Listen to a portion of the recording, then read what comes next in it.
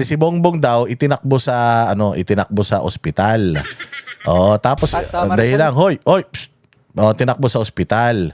Kasi daw meron daw dermatitis. Oh, yung diverticulitis. O kaya sabi ko putang ina, saktong-sakto yung yung sakit niya. O kasi mahilig siyang mag-divert eh. Unang dinadivert niya yung pera ng taong bayan. Yung pera ng taong bayan papunta sa proyekto, putang ina, sinamsam nila, kinamkam nila magpinsan tsaka nung anak niya. Dinivert nila sa mga bangko nila yung pera ng taong bayan, di umano. Oh, tapos ngayon na naman nung nagkasingilan na, nung nagkabistuhan na, dinivert naman niya yung sisi kanino, kay Senator Bong Revilla. Dinivert niya yung sisi kay yung sisi mula sa kanya at saka pinsan niyang si Romualdez, dinivert niya kung kani-kaninong mga tao, dinivert kay Diskaya, dinivert na naman kay kay Inday Sara. Tas ang matindi, dinadivert nila yung issue kung ano-anong pinalulutang nila na issue para hindi mapag-usapan itong kahayupan sa flood control. Oh, so akala ko yun yung sakit niya. Yung pala diverticulitis. Oh, sakit yan sa sa tumbong. Oh, parang mahihirapan kang tumae, medyo masakit ang tiyan mo. Eh baka kaya ka nahihirapan tumae kasi nga kung ano-ano pinapasok mo diyan sa tumbong mo. Wag kasi kung ano-ano pinapasok mo sa puwet para yung puwet mo hindi nagkakaroon ng mga infection. Hindi sumasakit-sakit yung tiyan mo dahil namimilipit daw siya sa sakit yata, tapos tinakbo sa ospital, tapos colonoscopy. Eh gusto, putya, may pinasok na naman sa puwet. Oo, panay yata ang pa-colonoscopy mo kahit hindi ka dapat kinokolonoscopy kaya sumasakit yung colon mo eh.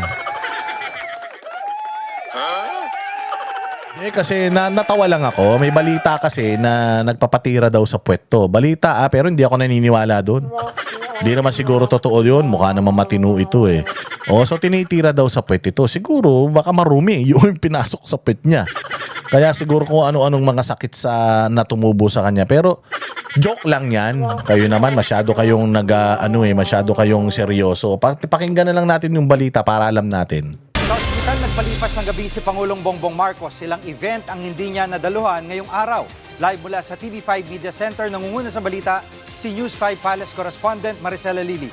Maricel, napaan ng Pangulo? Alam mo, Jiggy, nagulat nga rin kami dahil supposedly si Pangulong Bongbong Marcos yung mangunguna doon sa awarding ceremony dyan sa TOIM o yung 10 Outstanding Young Men sa Malacanang kaninang umaga. Pero na-inform kami na hindi na dumalo ang Pangulo at sa halip ang naging kinatawan na lamang ay itong si Executive Secretary Ralph Recto. Ako, gusto pa naman maging presidente niyan. Ang dahilan pala kung bakit ay dahil dinala sa St. Luke's Hospital dyan sa Quezon City kagabi itong si Pangulong Bongbong Marcos dahil ayon sa paliwanag ni Palace Press Officer Undersecretary Claire Castro, nakaramdam siya ng discomfort. Although na-discharge din naman daw. Baka masyadong malaki nga yung ipinasok kaya nagkaroon ng discomfort. Kung mga medyo maliliit lang, mga Filipino size lang. Baka hindi walang discomfort. Pero pag sobrang laki, pag too big yung pinasok, mukhang magkakaroon talaga discomfort. Masakit yan. Tanong mo kay Sir Jack. Di ko kasi alam. Pero minsan kasi pag tumatai ako tas tibe, alam nyo yung tibe, yung matigas. Sakit nun eh. Yung ganon ka ng ganon tas hindi mo mailabas, lumalabas tas bumabalik ulit. Kasi tabi sa mga kumakain walang iya na yan. Pero matindi yan kapag kayong ipinasok, di ba? Yung tibe, pagka iniri mo yun, lumalabas na yun eh. Tapos puputulin mo yun. Pag pinutol mo yun, gaganon yun sa sa toilet bowl eh. Plok, gaganon yun. Pero alam mo may nakaumang pa eh. Hindi lang talaga lumalabas. Mahirap yung masakit. Yung imaginein mo kung yung ipinasok sa puwet mo labas-pasok tapos malaki pa. Ang sakit nun. Imaginein nyo.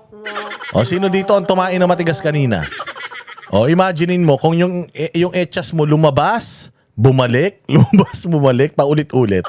Ang sakit nun, dudugo puwet mo nun. Magkakaroon ka talaga discomfort. Pero hindi yon ang naramdaman niya. Masakit lang kayo talaga. Masyado kayong mga malisyoso eh.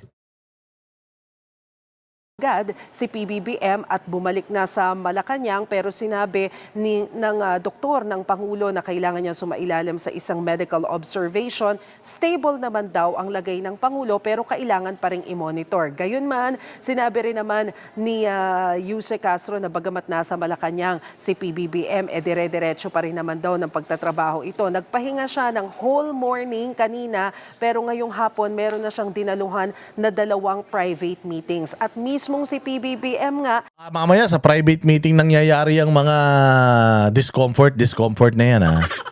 O baka hindi lang natin alam. nagbigay na rin ng video message ngayong hapon matapos niya dumalo dito sa mga pulong na ito. Pakinggan natin Ito yung video message niya. Ito yung video message niya. yung sinabi mismo ni Pangulong Bongbong Marcos. What happened was apparently, and I now have diverticulitis. It's a common complaint amongst apparently people who are heavily stressed. Heavily stressed. Putang ina, pag yung tumbong mo stressed, dahil ang laki nung pumasok ganyan, putang ina yan, stress talaga yan. Ano sinasabi ko sa inyo, kung ano-ano kasing pinagsususubukan nyo, yung lakas ng trip ninyo eh. And people who are, I have to admit, growing old. At Maricel, ito mga nakalipas sa araw ay may nabanggit ba o iniindang sakit ang Pangulo? So far, Jiggy, wala naman.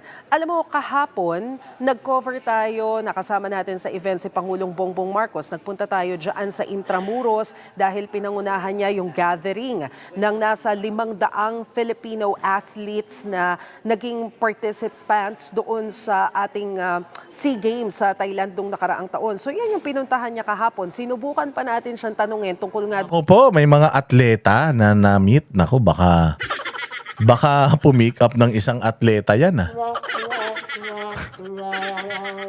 Dumi ng isip nyo? doon sa inihaing impeachment complaint laban sa kanya, pero kumaway lang ang Pangulo. Pero mukha siyang masigla. After that, dumiretso pa siya ng Cotabato para daluhan naman yung event doon sa BARM. And so far, okay din naman siya. So wala tayong nakitang anumang indikasyon na iba na yung pakiramdam niya. Kasama rin naman niya si First Lady doon sa mga events na yun. And Yun na. Pucha, baka ano na naman ni First Lady. Han, I know you like it. Do it for me, please, honey. Honey, can you do it for me? I know you like it. It's too big. It's okay. You like it big. all smiles naman sila kahapon, kaya hindi natin naramdaman na meron pala siyang iniinda. Ito pa yung bahagi ng pahayag ni PBBM. Huwag kayo muna masyadong ma-excited. Oh, ayan ha. Sabi niya, wag muna kayong masyadong ma-excited. Oh, so ibig sabihin, alam din ni BBM na excited yung tao dun sa balita na nagkasakit siya. Oh, kasi talagang, yung kapitbahay nga namin, nung nalaman tinakbo sa ospital to, nagpakatay ng 5 baboy eh. O ewan ko lang kung anong ginawa nila sa baboy ngayon nung malaman nila na buhay pa.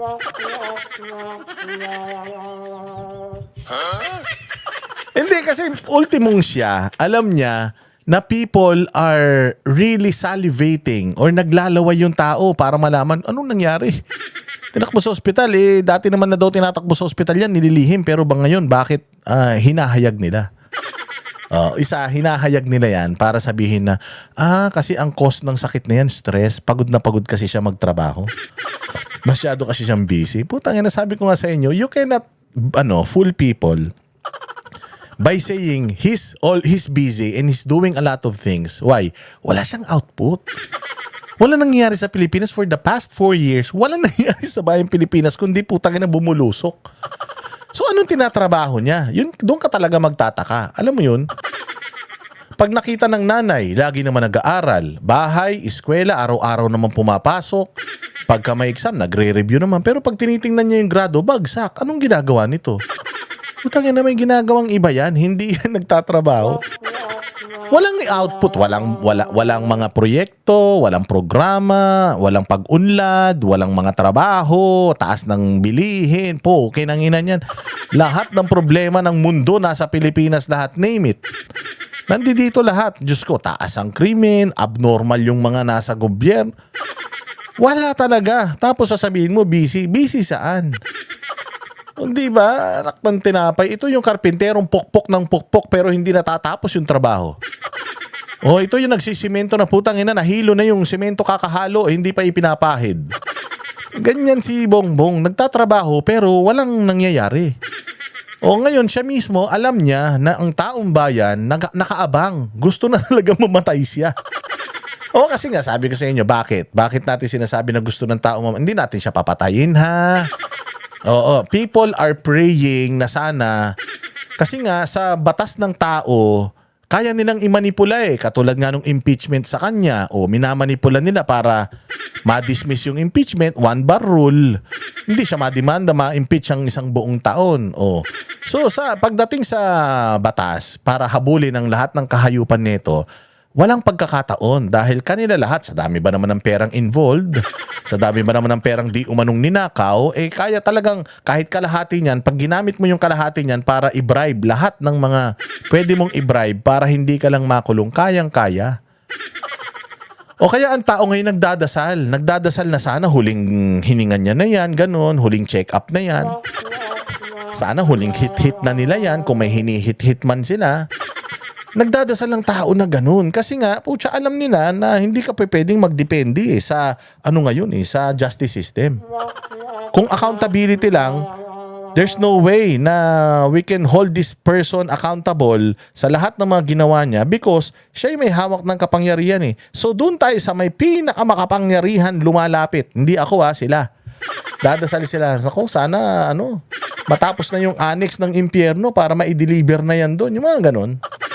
O hindi yun threat hindi yun death threat, hindi yun hindi yun papatayin ko siya, hindi siya ganoon Oo, nagdadasal lang talaga yung mga tao na siya din mismo umaamin, wag muna kayong ma-excite, okay pa ako, buhay pa ako. Ulitin natin, siya mismo magsasabi niyan play. Huwag kayo muna masyadong ma-excited dahil it's not a life-threatening condition. Ba't ka ma-excite? Dapat ang sinabi niya, wag kayong masyadong mag-alala. Alam ko na mahal nyo ako, wag kayong mag-alala, it's not life-threatening.